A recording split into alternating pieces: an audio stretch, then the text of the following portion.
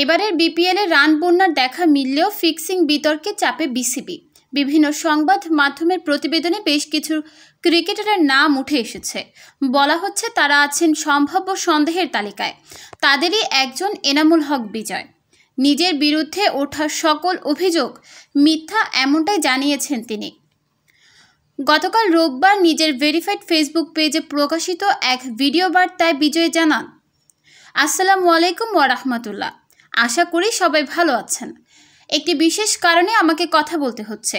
গত বৃহস্পতিবার থেকে আমাকে জড়িয়ে বিভিন্ন গণমাধ্যমে মিথ্যা ও মন গড়া সংবাদ প্রচার করা হচ্ছে, যা এতক্ষণে সব কিছুর মাত্রা ছাড়িয়ে গেছে।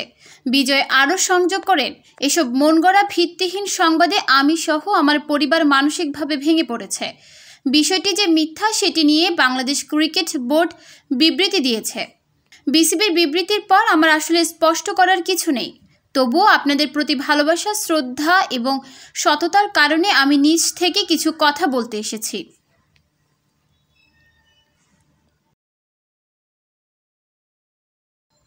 এর আগে ফিক্সিং ইস্যুতে কড়া হুঁশিয়ারি দিয়েছিলেন বিসিবি বস ফারুক আহমেদ। ক্রীড়াভিত্তিক ওয়েবসাইট ক্রিকবাজকে ফারুক বলেন, যদি তদন্তে কোনো কিছু বেরিয়ে আসে এরপর যে কঠিন শাস্তি দেওয়া হবে তা সবাই জানেন। আমি যদি সেরকম কিছু পাই তাদের জীবন কঠিন করে তুলব। আমি কারো অপরাধের ছাড় দেব না। সিদ্ধান্ত একটাই আসবে এবং সেটি সবার জন্য প্রযোজ্য হবে। সেটি হবে দৃষ্টান্তমূলক। নিউজ ডেস্ক, দৈনিক পূর্বকোণ।